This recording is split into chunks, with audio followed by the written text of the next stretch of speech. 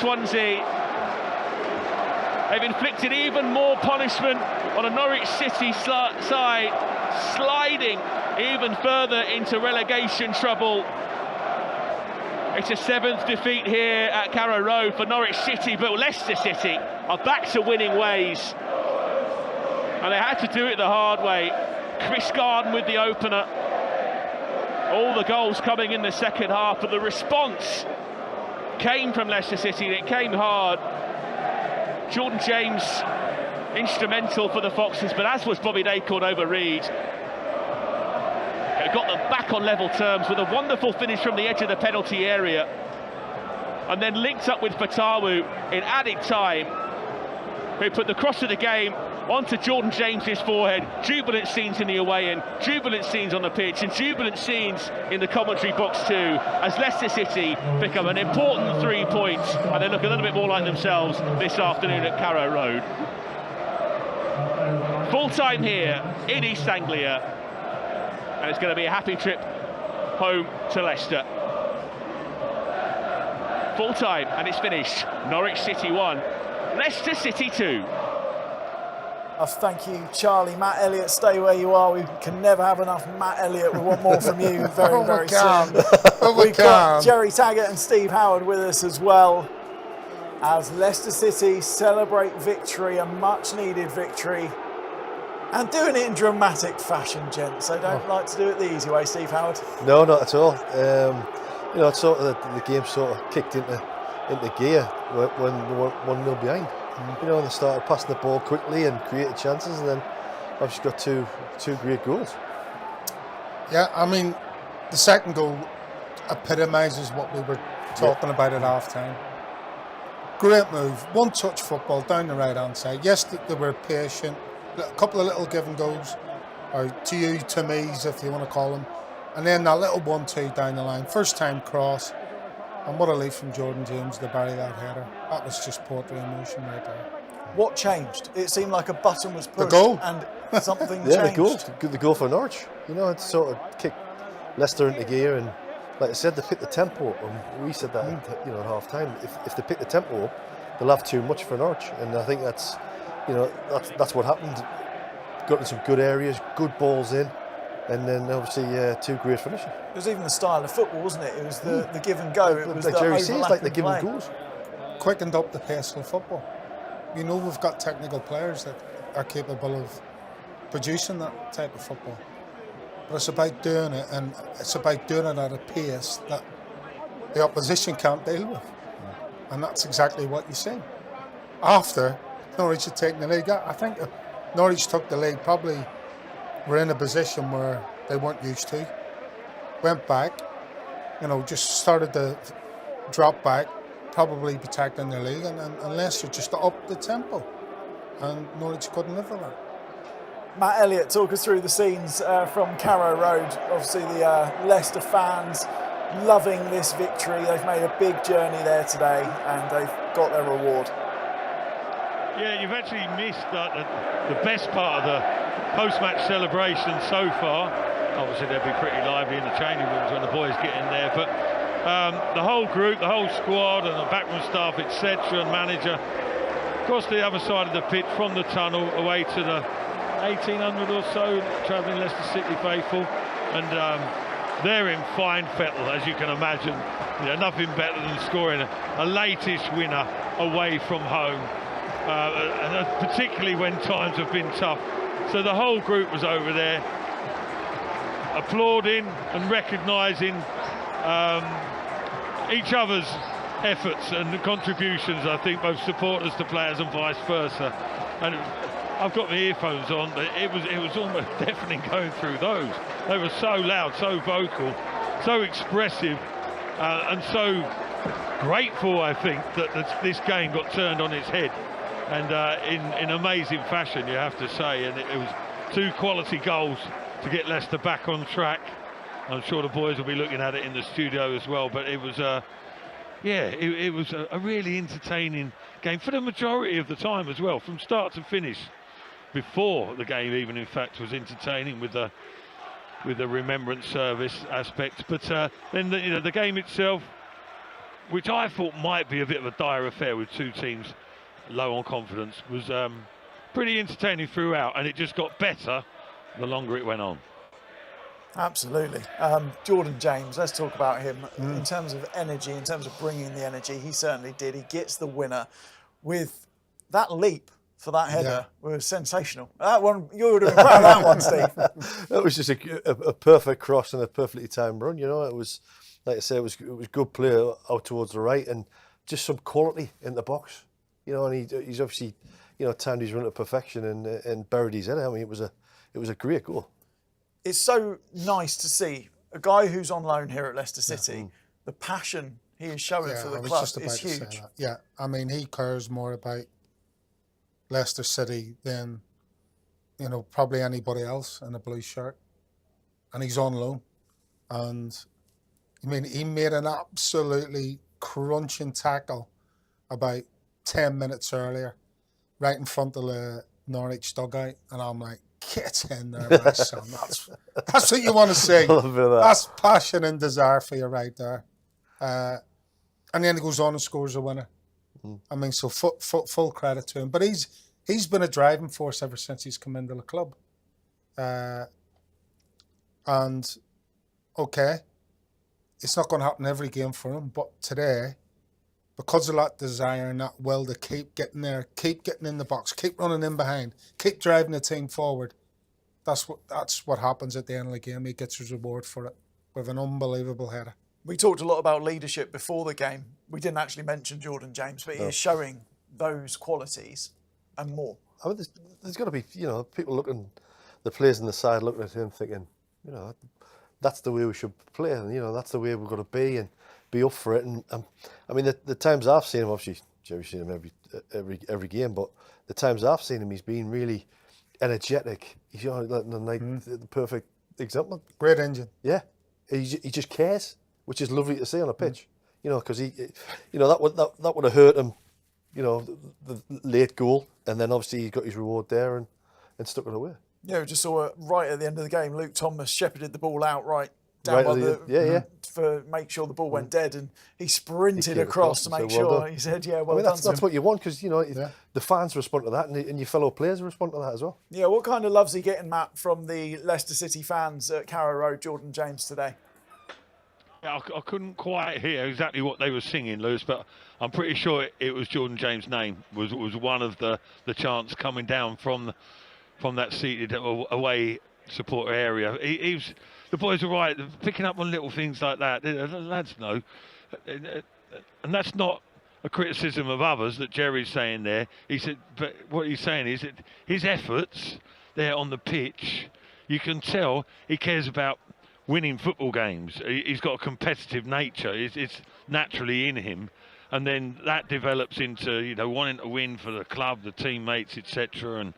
And on loan, regardless or not, he's got a determination. He's got a fight. He's got an edge to him, and he doesn't want to be on the losing side. And you saw that. You saw that. It shines through in his game, as well as all the qualities he's got and the engine that Jerry mentions there.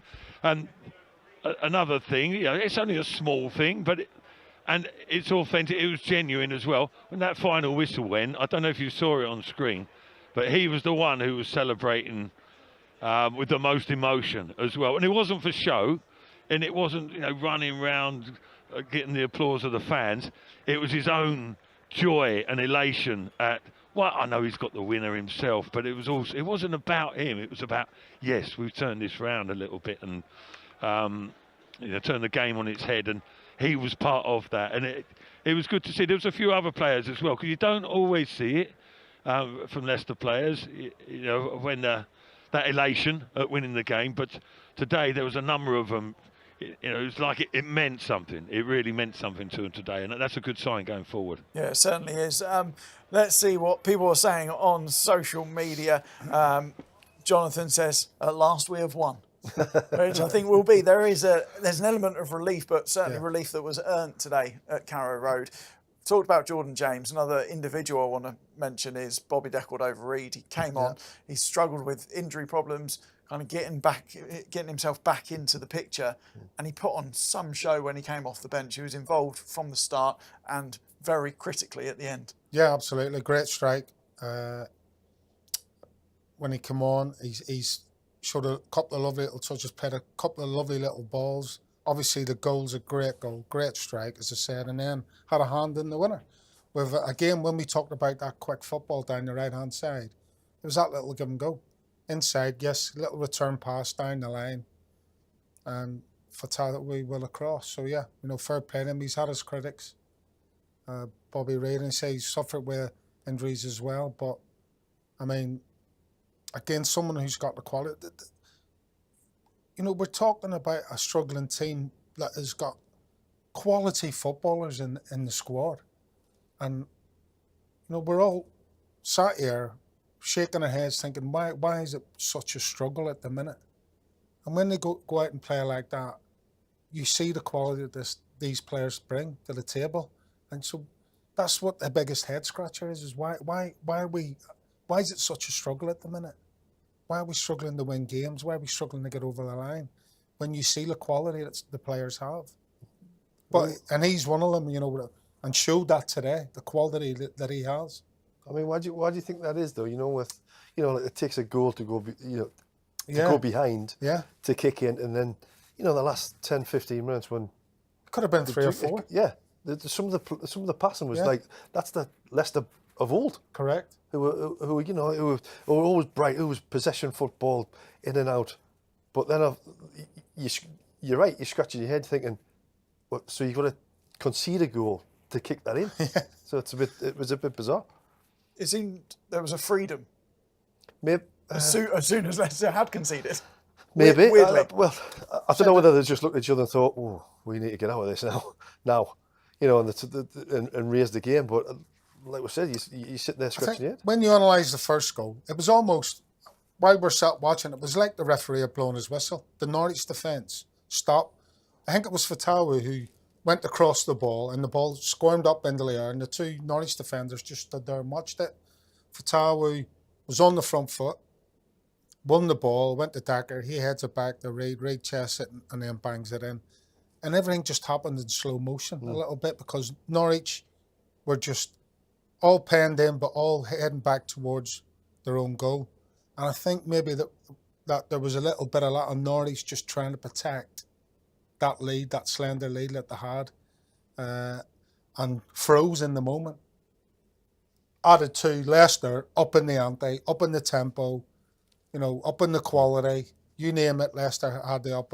So there may well be a little bit of 3 or 4 things involved why that happened, why Leicester sort of, not why they got the breakthrough, but one of the reasons why, when they did up the tempo, things started to come together. Let's bring Matt back in from Carrow Road, because it was interesting listening to yourself and Charlie in commentary, Matt, and quite often we're talking about the tempo of the game. And when we were watching in the studio, on the screen, it looked quite slow, but you were kind of given the impression that it was quite a fast, frantic game. How did it feel in the stadium today? I was just trying to make it sound dramatic. That was all, mate. I was trying to put a positive spin on things. No, to be fair, I think that was probably... I didn't think it was like laboured. I thought it was a bit scrappy and patchy at times. It had different phases, as most games do. But no, not scintillating end-to-end stuff, although it ended up quite exciting, didn't it? But I think that's probably enhanced by... you'd have been at Carrow Road, Lewis, I'm sure, wouldn't you? And the boys certainly would have.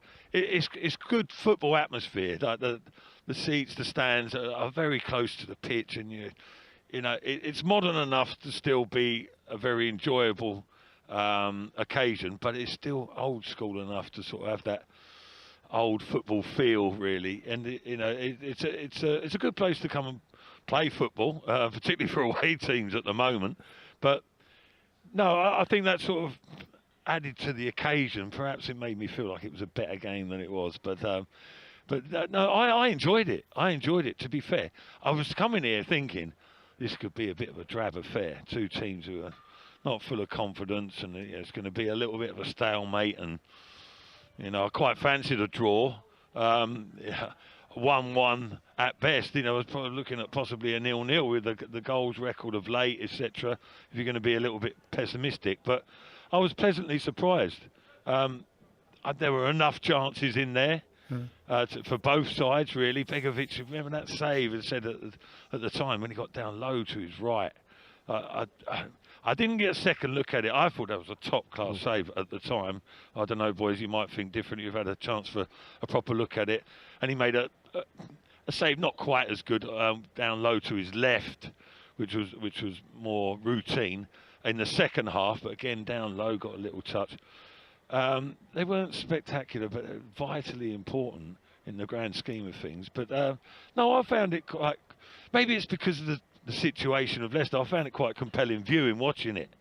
And I know I shouldn't say it, but I don't always find that the case. But I thought... I love watching Leicester City, but sometimes it's more of a draw than others. But today, I realised the importance of getting a result, ideally 3 points today, put some real emphasis on this fixture, and I thought it was, really intriguing the way it went one way and then the other, and then I thought Leicester should have gone on to win it, and they looked like they weren't going to, and then they pulled it out the hat late on with what a cross from Fatawu, by the way, right-footed, wasn't it? I think I'm right in saying. Yeah. That's not bad with your weaker foot, is it? But Leicester, as you've mentioned, lads, Leicester showed the capabilities that they do have. We're not all as stupid as people would like us to think, because we keep harping on about the quality Leicester have, and not the potential, the capabilities that they have within the ranks to go and perform and just stitch some phases of games together. And we saw some little, shoots of evidence there that perhaps we are right after all. But time will tell over the long run, won't it? Absolutely. Matt Elliott at Carrow Road for us with the world's biggest hand. Don't quite know where his camera is, does he? Sorry, yeah. Hey, I'm doing that. You don't want to look at my face, do you? That is a very, very good point. Very good point indeed. Stephen's been in touch saying, for the first time we saw Fatawu get to the byline and put in a Mark Albrighton-style right-footed cross, which led to the winning goal. Do keep your comments coming. We are on the social media feeds at LCFC. And, of course, you can keep up to date across the coming hours. We'll have all the post-match reaction for you from the manager and some of those involved. Really interesting game for Leicester City today because, of course, getting that win for Norwich, that is still no win at home this season. And you heard the atmosphere turn. What did you make of them in terms of them as a team today, Steve? I found them, obviously a reason why they're down the bottom. I just think that the quality in the final third for them is just non-existent, really. It's just let them down, and obviously it's why they're at the bottom of the league. But I think it's going to be an interesting couple of weeks there. Yeah. If the manager stays or he goes, because I think he's under severe pressure, especially with the international break coming up. If they wanted to make a decision and change the manager, they're going to do it now.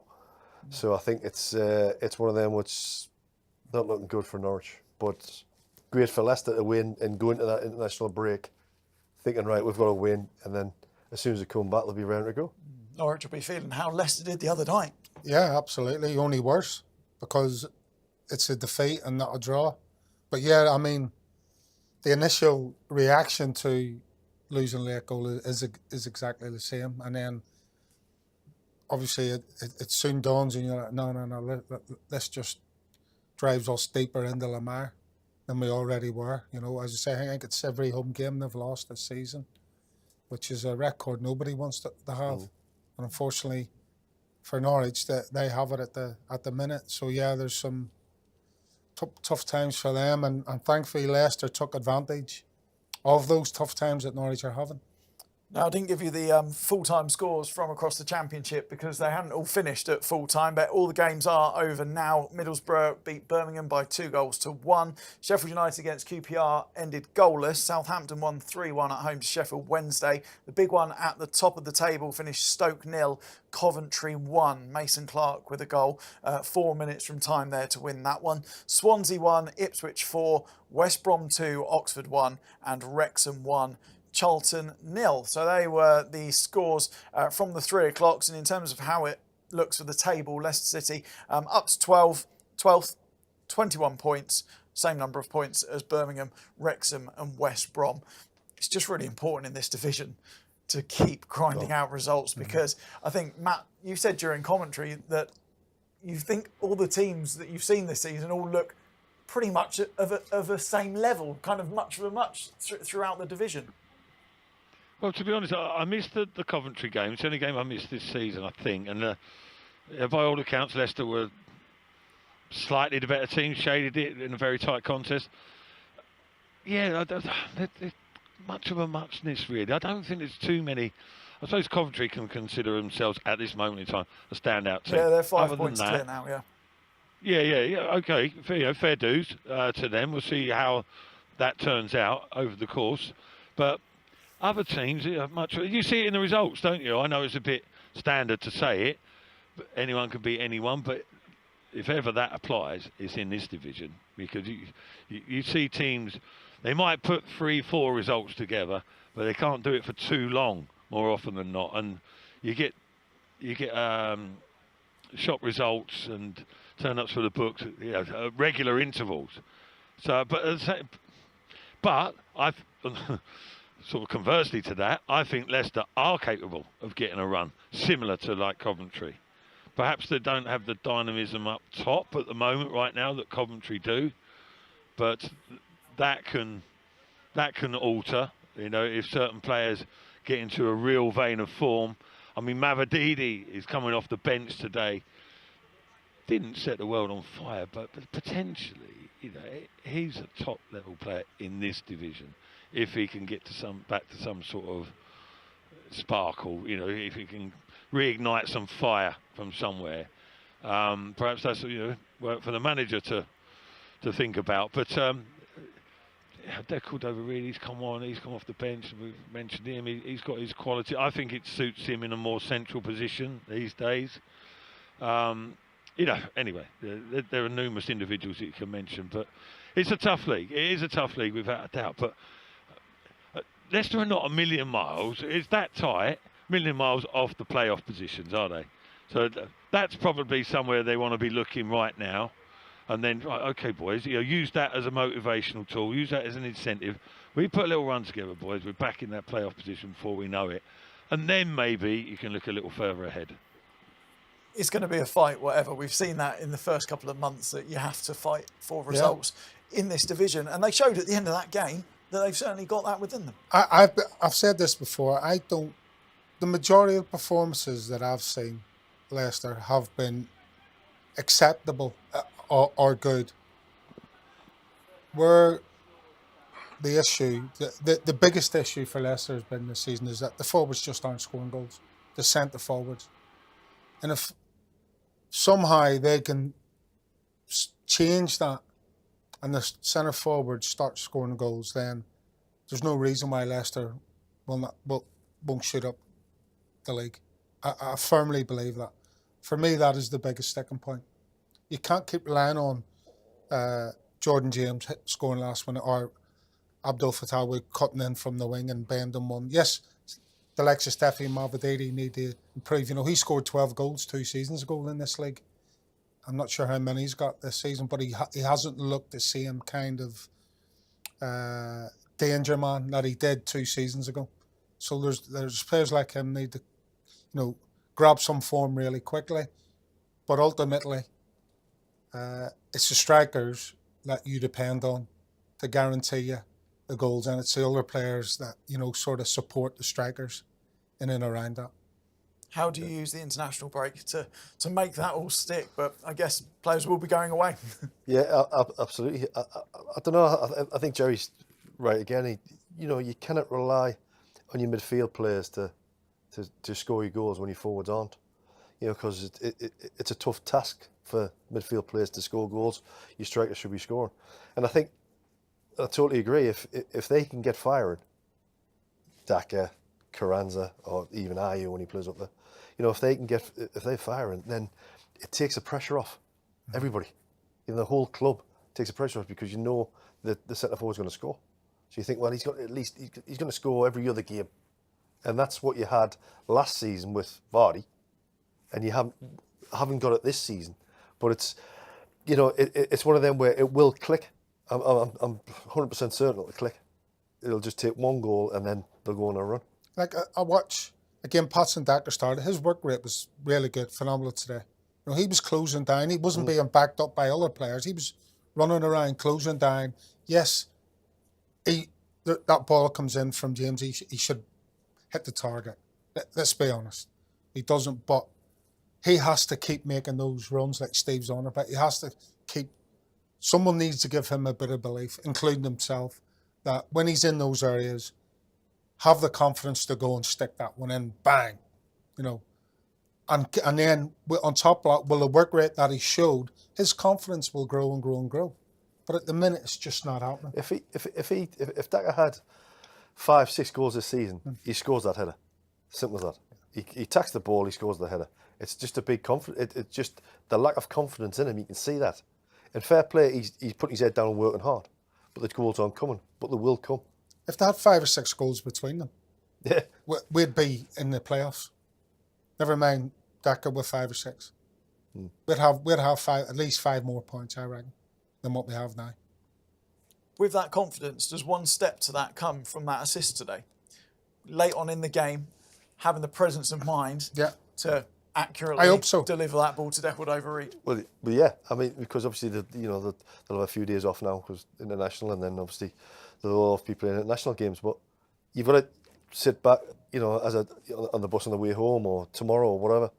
You'll be looking at that thinking, did I right there? And you get the confidence. Fair enough, I haven't scored, but I've created, I've, you know, assist. So you'll get your confidence off that. But it'll come. It will come. It cannot not come, if that makes sense. Yeah. Let's get a word from Matt at Carrow Road. Just a couple of minutes left on the show, Matt. So just before we let you make your journey home back to Leicestershire, how would you like to see Leicester taking this result and really pushing on from here? Because they showed real glimpses towards the end of that game and to snatch that victory. You'll be pleased to hear I've got my hand in my pocket now, Lewis, right? And we can see your pretty little face. Hello. Are you behaving, you two, on the settee? Are you?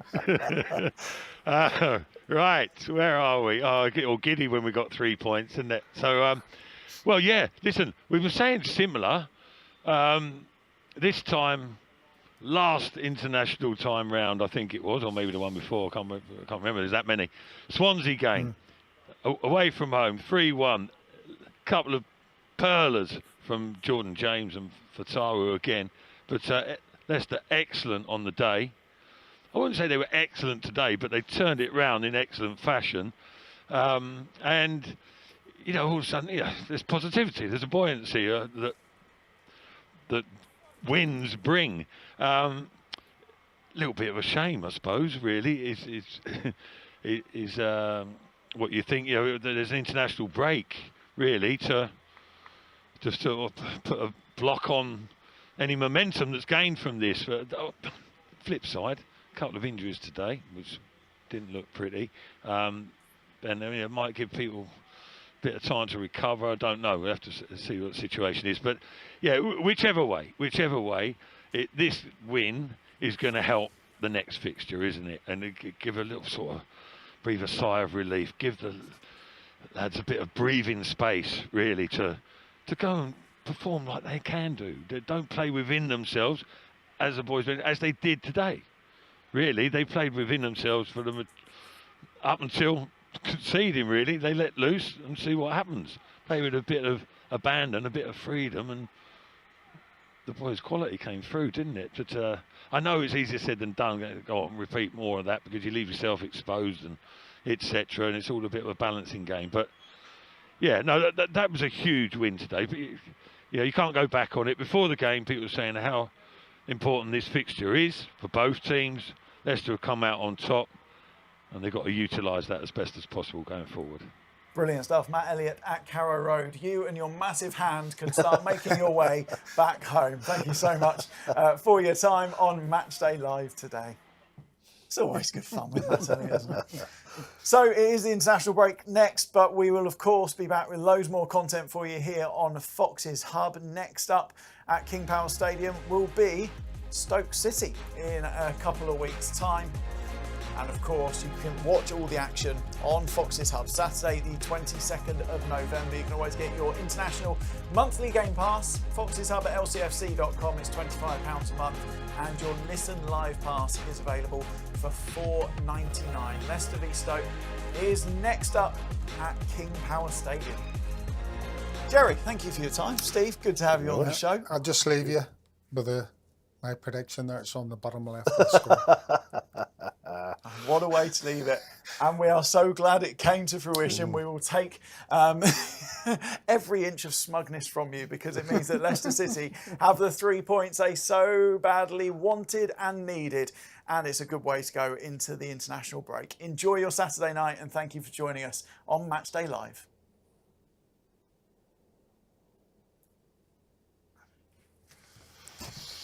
Done. Cool.